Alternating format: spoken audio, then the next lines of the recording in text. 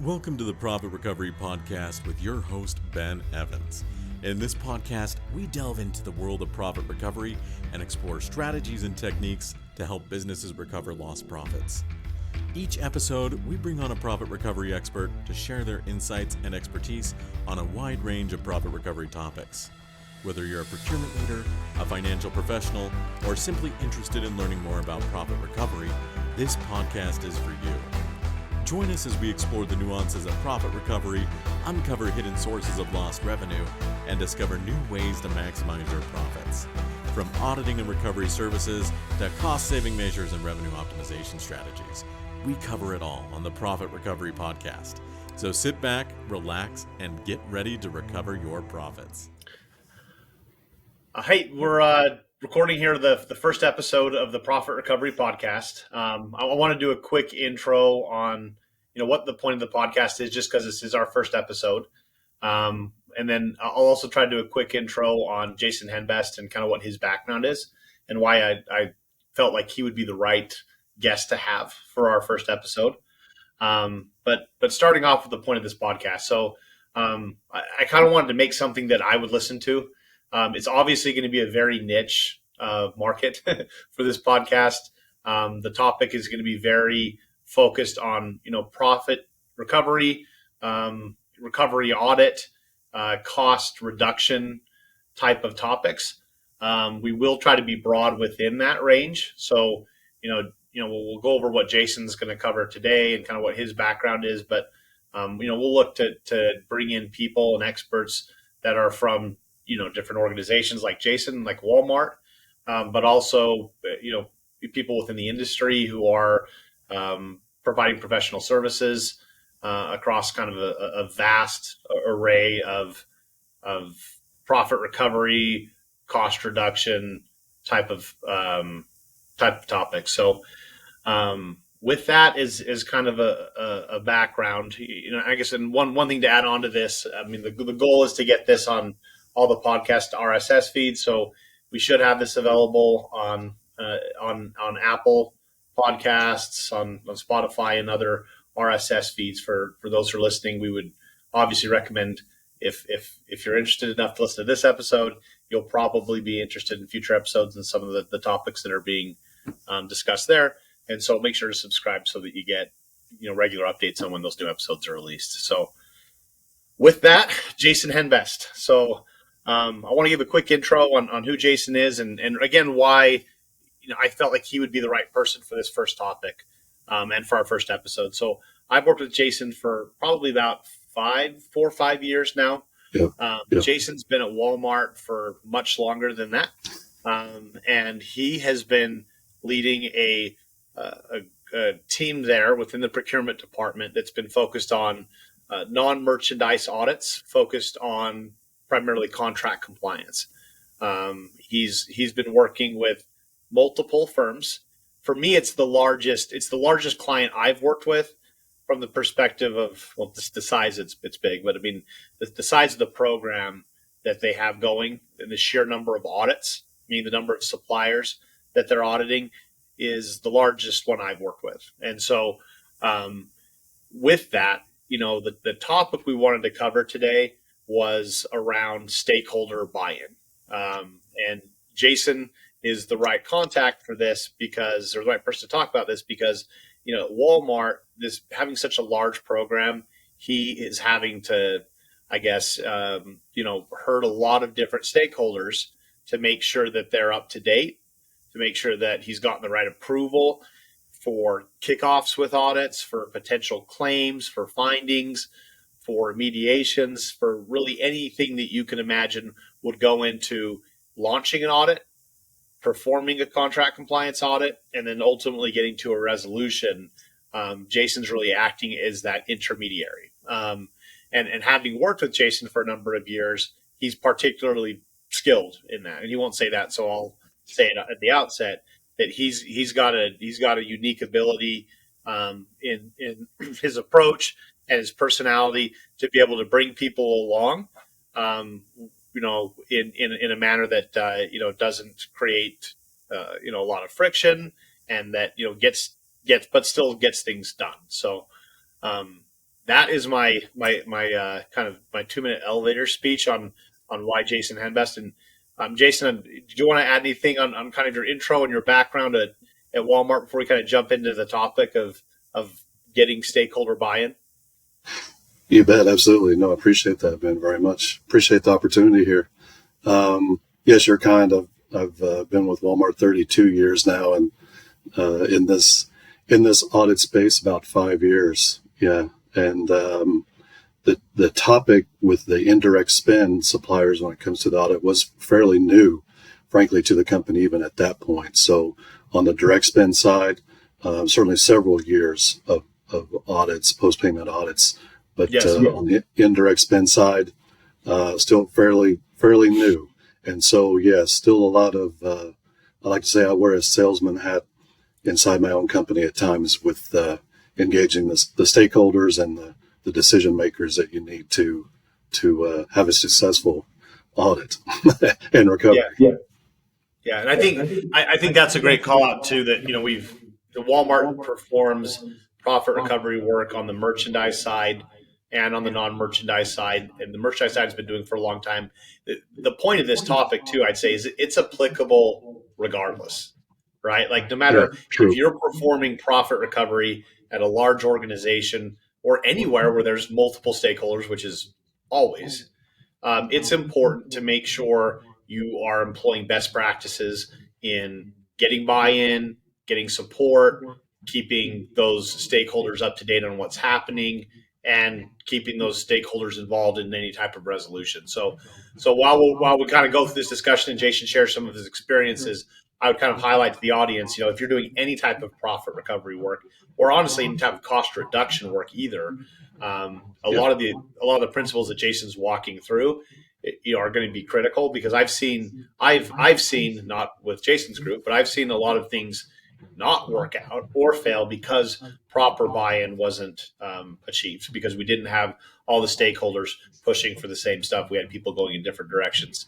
and that's you can perform audit work, you can do recovery audit work, you can find claims, but if you're not able to actually work towards resolution as an organization instead of just a group of individuals, you're probably not going to have a lot of the outcome that Jason has been able to accomplish at Walmart within this project. So, but I'm talking too much, so that's the topic. And I think we've kind of covered. I have a little bit of an outline here. It's the first time we've done this, so if we're not good at it, just be patient with us. Give us like 5 or 6 more episodes.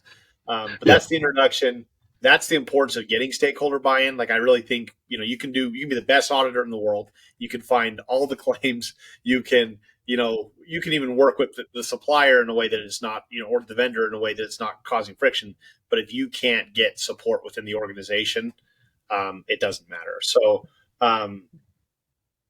with that, Jason, can you kind of give us some context? So you said 5 years ago, you started this group. Kind of walk us through that. I mean, as yours, and in this context, kind of walk us through as you're building this group. What were you looking to do, accomplish, and how were you at the onset of the actual building of the group, looking to make sure that you took an approach that would, be the Walmart way, I guess would be the right term. Absolutely. Well, certainly for Walmart, everyday low cost, everyday low price. So that when you bring a topic, hey, here's a value add topic, it gets some interest, and rightfully so. When I inherited the group, they had been doing large audits in largely one space, largely in, let's say, facilities maintenance type area, the services in the stores, maintenance and repair, overhead doors and scales and things that within the stores, that was largely the focus of where those audits were happening in that one specific space. They had just started an interest in more of the technology side, more of the time and material work with your contractors and such on the tech side, and looking at those also for potential overcharges and such. So one of the big, I would say, differences that you can run into is that those were two very separate organizations. Decision makers were different. The business owners, stakeholders, largely different, large numbers of folks in very different roles, not just with the business owner, the contact there that kind of manages that relationship day to day with the supplier, but even in the finance organization within Walmart, completely separate groups. And those are the two that you've got to have, in my opinion, to make a successful audit and successful recovery. That decision maker who manages that supplier day to day, meeting their SLAs, negotiating new contracts and such. That's the person. That's very key. And it's certainly helpful to have sort of their finance contact there as well, because they see things through a different lens, but can also be very supportive and instrumental in making it successful. And so at Walmart, especially on the indirect spend side, it's so decentralized in a lot of ways. We're making efforts to centralize that more, but they're still largely decentralized when it comes to what I would call a buyer or a merchant on the GFR side, on the direct spend side. On the indirect spend side, they're not necessarily so much a buyer. These folks are in all those different respective areas of the enterprise. So lots of connections that need to be made and support gained. Great. So as you're kind of jumping into this, I mean, what are some of the challenges? So just summarizing what you just said, your program had, before you came on, just a couple categories of spend, one starting to get into another. As you moved, let's say facilities maintenance, as you moved outside of facilities maintenance and you had to look at different categories of spend, now you're having to bring the concept of doing a profit recovery contract compliance audit to different groups. What were some of the challenges, headwinds you faced, and how did you approach that? Well, let's see. A lot of times the stakeholders will be, well, we're paying attention. We know everything's just fine. We're watching our invoices and things like that. And okay. So I say, I'm going to come take another look.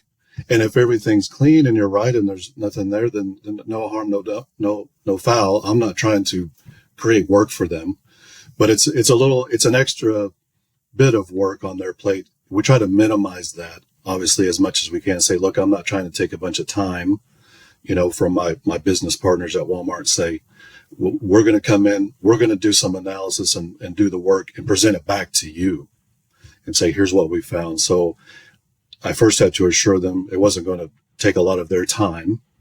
And if there is an exposure there, if there is an overcharge,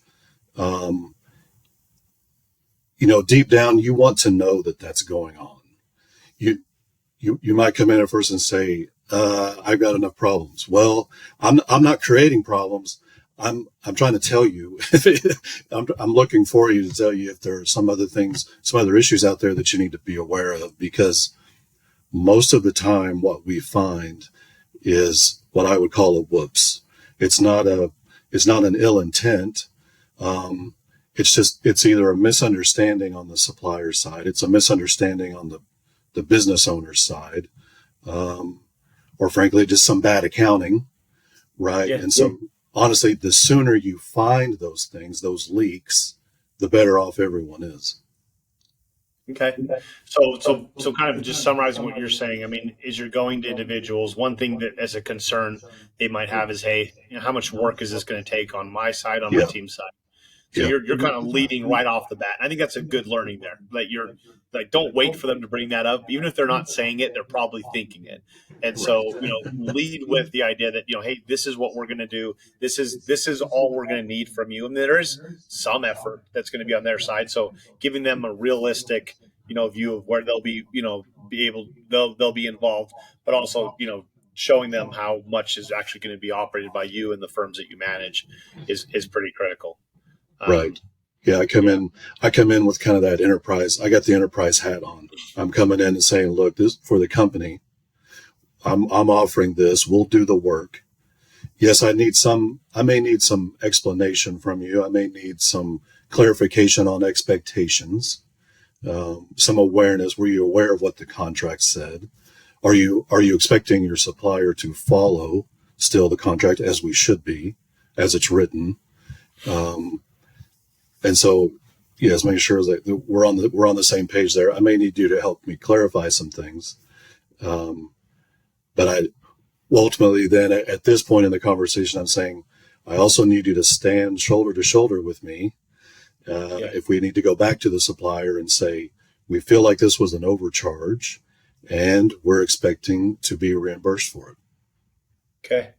And kind of now breaking our outline, because you've already kind of got. Oh, sorry. No, you've been good. I'm ready to break it. So my next question is going to kind of go off of it. You had mentioned also, so in addition to, hey, how much work is a business contact going to have to do? You'd also mentioned, the concept of, hey, we already do this, right? Like, hey, we're already looking at this. And to me, that's a different concern, right? That's the concern that a business team has, that, hey, is there really value here? You know what I mean? Like, hey, we're already doing this. So why you? Like, why you come in after, right? I mean, well, how do you approach that? Because that is a common, and sometimes it's valid, and sometimes there's a good enough look. But I mean, I think you'll get into this. I mean, generally, the depth we're talking about going in and doing one of these contract compliance audits is at a depth that's much deeper than any business team has time to do. But how do you kind of crack that egg when that's raised?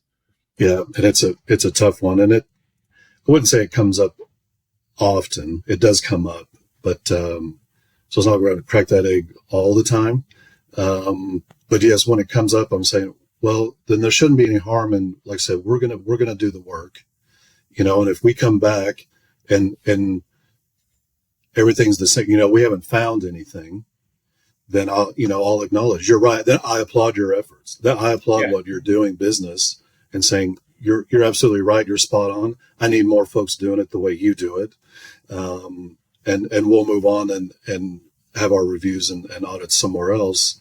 But usually, as you know, we're going to find other things. We're going to find other things. And so I say, look, then, give me that chance and let me come back. And when I show you, I'll say if, but we know it's when I show you, that we found these other areas, that tends to turn the table a little bit where, now they're totally bought in. Now they want more, and they're probably the most aggressive, aggressive of the stakeholders that we have. Like, oh, wow, you're right. And say, that's okay. Again, they're likely doing more than a lot of other business areas if they are taking time to do those reviews closely already. And that's great. Yeah. But when you have, again, with the size of the groups we're talking about, turnover happens, leaders change, and they don't always know what did the previous leader agree to in a contract. They're not up to speed on it, and it may have changed. They may have operated months, maybe years on an agreement they didn't write, they didn't agree to, and maybe weren't fully aware of. So a lot of times it's that sort of enlightenment there to them to say, hey, you realize your supplier's been doing this, but you expected this, or we all signed an agreement that said something very different. Yeah. No, I like that. Now, I like how you're saying, hey, if someone thinks they're doing it right, there's value in performing the work. And again, this applies to not just contract compliance audits, but stuff on the merchandise side. There's value in doing the work and being able to confirm things are operating well. The gold star, right?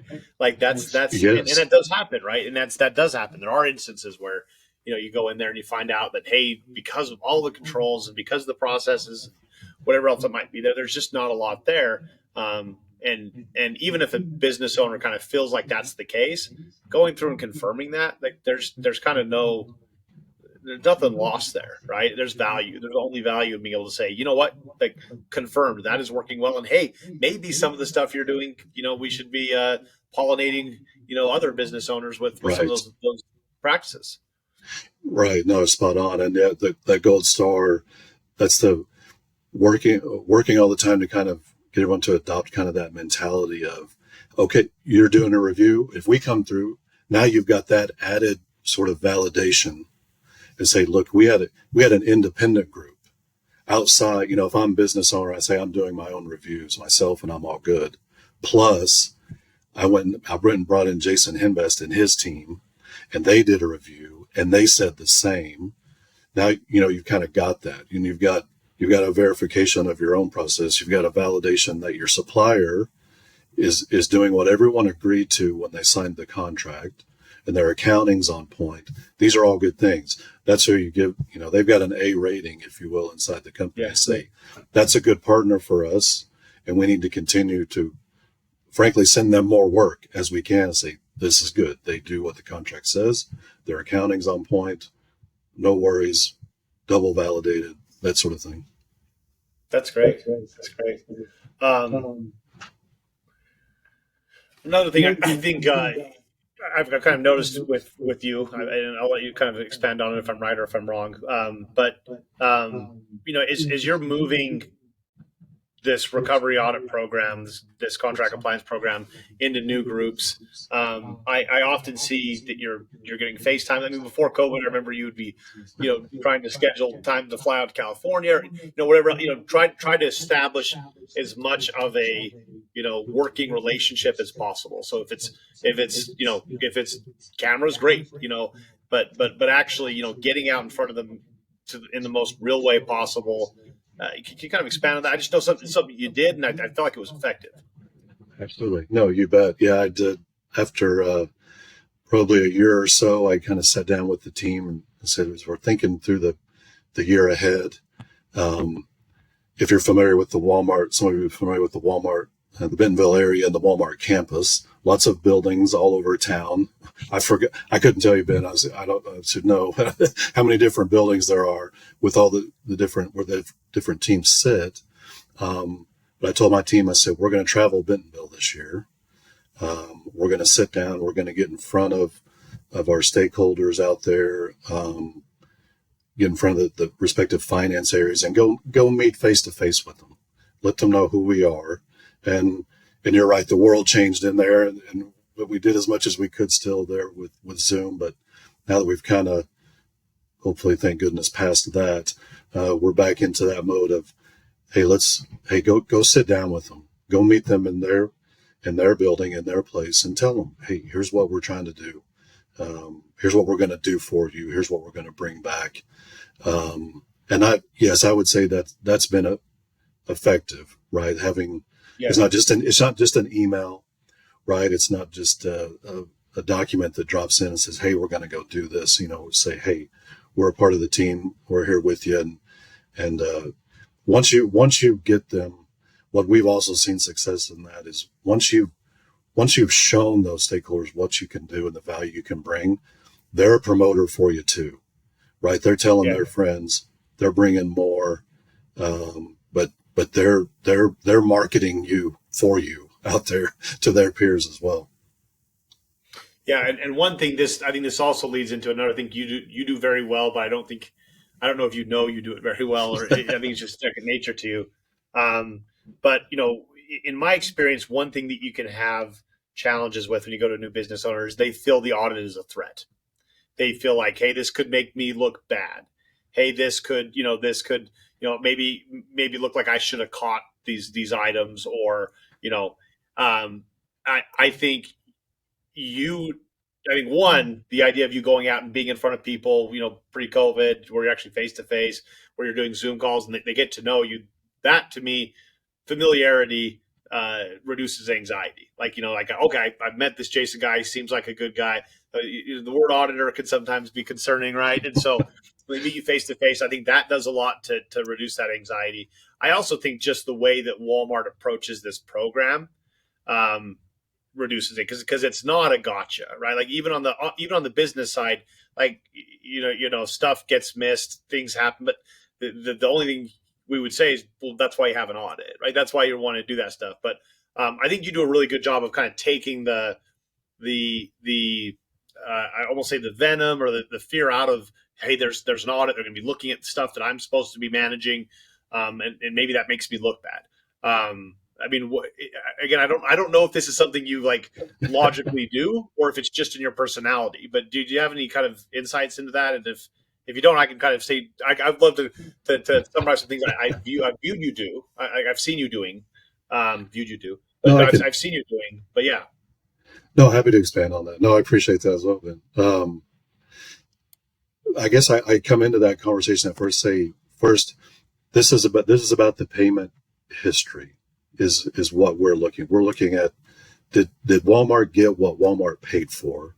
Is where we're coming from. I'm not coming in to critique or audit, say their value proposition, or why did you agree to pay X dollars for that service or for that part? I don't judge them on that. I'm not auditing that. What amounts they agreed to for hourly rates and things like that. So I'm not judging on that. I just want to know if we agreed to pay X dollars for an hour of work, did we get the hour of work, and were we billed the X dollars for it? Turnover is probably lends to some of that too, where I can appeal to them a bit and say, you may not have agreed to this contract. Yeah. You're responsible for it now, but you weren't a part of that. And the volume of transactions, I think, speaks to a lot of that. Say, look, you may not be able to, you yourself personally, stakeholder, may not have been able to look at every single line on every single invoice, every time, every day. Things get missed. That, kind of put them at ease. Like, I'm not judging you for that, but if it's something that we feel like repeating, shouldn't we try to find it now? Because the longer we don't do it, it's only going to get worse, as you know. Yeah. And I'd say from an outsider's perspective, I think systemically, working with you for a number of years, when issues are found in that realm, like when we have findings, and you do, right? I mean, you have findings in a specific category. It is really just about, let's get it fixed. If Walmart's owed money, let's get it back. And 99 out of 100 times it was, like you said, it's not nefarious. There's nothing wrong there from an intent perspective. But things do need to be resolved. And I think that reputation over time, like you said, some people become your champions. And so as you've done that across different categories, I think people believe it because it actually is the case. Hey, this isn't a gotcha audit. This isn't something that's going to, make a business owner look bad. That's not the point of it. The thing that doesn't look bad is saying, hey, I don't want to look at something because that could make me look bad. Yeah. Right. Yeah. And that is how Walmart handles it. Right. I mean, that when those things are done, we get to resolution, we or you focus on making sure that remediations and fixes and process improvements and all those things are in place, and you move on to the next one and you try to get better. Absolutely. And you know what? I have to add that with the supplier as well, the same amount of sincerity and integrity and respect there with the supplier's case. Say, I'm not trying to wreck a relationship between my business stakeholder and the supplier. We need each other to be successful. We need that supplier. The supplier needs a Walmart account. So I have to be upfront with them too and say, look, I'm not trying to come in here and wreck a relationship. We want to get to the details. The other thing my team hears me say all the time, we're going to let the data tell the story. I'm not out to get you a supplier. I'm not out to I don't go, oh, here's one. Let's go look at these. It's not like that. We want to find if everything happened like we all agreed to. And if not, we should think that we both want to know that. So I have to be assuring of my business stakeholders too, to say, look, I don't intend to come in here and create a big storm and create a bunch of friction. And then you two have to stay married together. And then I'm going to go somewhere else and audit somebody else, but you two have to work together going forward. So I need that relationship to be just as healthy, if not healthier, when we're after the audit as before. No, that's a very salient key point, right? So you talked about earlier some of the things you're trying to accomplish when you're talking to stakeholders. You mentioned, I'm not going to use a bunch of your time, right? Like, here's how we're going to run that. I think in addition to that, what you're saying here is, I want to value your relationship with your vendor supplier. I'm not going to wreck. Like, we're going to go in with a very thoughtful, respectful approach. And I think part of that is making sure that, nothing's going to be communicated to the vendor supplier, without having, the green light from that business stakeholder. Right. Like, we're not just going to be like, hey, this is what we're, seeing, because there might be things that as an audit organization, your organization, managing audit firms that are found that key stakeholder is okay with. And if the conversation is had with that key stakeholder within Walmart, they probably wouldn't want to raise it as an issue because it'll cause unnecessary friction. Absolutely right. Yes. No, that's a great point. We've got to, like I say, we've got to keep that business stakeholder up to date and the communications going through them all along as we're finding things. So I like to get their attention quickly once we've kind of had that first sense of the types of issues that we're finding in an audit. I want to get those in front of them quickly. Say, here's the types of things we're finding, especially before both of us go do a bunch of audit work and go down some paths that they don't want to pursue. Like you said, the business may have made some sort of other verbal or even written agreement with that supplier that's very different than what the contract says. They shouldn't, but it does happen. And say, it happens. So now I just got to go back to this and say, make sure you got to get your contract updated because I can only audit to the contract. But just like you said, if we're going down a path that they say, oh, I know what the contract says, but I told them to do different. Okay, well, shame on us. One, we need to get our contract up to date. But thank you before we went chasing down this path that wasn't going to be supported in the end. Yeah, absolutely. And then the other thing you'd mentioned was, that relationship concept. I always use my cliche, and like anyone who works with me has probably heard it 15 times. I'm sure you've heard it from me, but that this audit work is marriage counseling. It's not divorce consulting. That we do want to be able to identify and raise sometimes difficult topics. Like there are things that didn't, in a marriage, right? There are things that are, I'm sure about me that my wife, would like to raise, and we can talk about it and get it to a resolution, right? But the fact that she wants to raise those things isn't a negative thing, and our relationship can be stronger if you have the right approach, right? Like if you have a professional that's working with us and they're actually, raising those topics and we're trying to work through them with a good spirit, with the good intention of having a strong relationship. I think that's what these engagements should be. They shouldn't be, hey, let's go find some stuff so that we can damage this relationship so that we can end it, so that we can move on. It's about, hey, let's have the tough conversations so that we're in a better spot. Yep. Agreed. Yeah. Okay. Well, we're already going a little bit longer on time than I expected, which is great because I think we're having a good conversation here. And I think we've gotten some good tips here, right? I mean, so just kind of going through the quick summary off the top of my head. We obviously again want to make sure that we're communicating to stakeholders, that one, when we have a process so that they don't have to burn too much of their time and that's being communicated to them, right off the bat. Two, we want to make sure that we're communicating the value proposition of the work, and even if there are no findings. So being able to communicate, hey, this is what it would look like if we're able to find stuff. Here's how we can help you to fix and improve your processes that are breaking down. But also, if we're not able to find something, here's the benefit of that. Here's why you would do that anyways, right? Yeah. Communicating, I think, face-to-face, like we've talked about, if possible, but establishing a relationship is the key point there. I mean, in the post-COVID world, maybe it's not face-to-face, maybe it's Zoom to Zoom, but establishing a real relationship so there's kind of a person behind the contact that's running the audit program, right? I think that's a big key.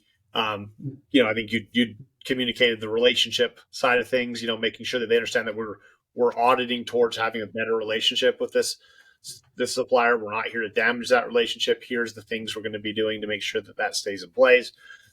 Keeping them up to date on all the stuff that, as that engagement's moving forward, so they know what's happening and they're giving approval where that needs to take place. So I think those are kind of the salient points I've gotten from talking to you so far. Any other, and I'm kind of putting you on the spot because this is just a naturally flowing discussion, but any other kind of tips and tricks or, things that come to mind, if Jason Henbest, 6 years, like we get like a DeLorean, go back 6 years, and Jason Henbest today gets to talk to Jason Henbest 6 years ago, what are other, hey, you might want to avoid this pitfall, or, here's something you may want to try to attack. And it's okay if you don't have that. I'll put you right on the spot after. I've taken a bunch of good stuff from you, and I'm like, well, have you got any more? No, that's a good one. That's a great one. Well, okay. What I would have appreciated knowing then is, at times you're going to have struggles just finding who the stakeholder is, and who is the owner, who is the decision maker. And I can tell you, we still run into that from time to time, just knowing who is the decision maker when it comes to this. Who signed the contract? Do they still work here? So that can be a challenge. So we've gone as deep sometimes as, who issued the last purchase order. We'll go look through the system there and go say, who approved this one? Who approved the last invoice? And literally start backtracking from there. Okay. Now that's a good approach. So, and a lot of our clients have that issue. I'd say that is I'm glad you brought that up, because that's such a common issue. And sometimes you could even get somebody that, has a relationship with that vendor or supplier, but they're not the main person. Like they have a little category of spend, or they're not the decision maker. And right. I think that's a good call out. We find that as well. Say, look, you brought up a good point there with the amount of spend.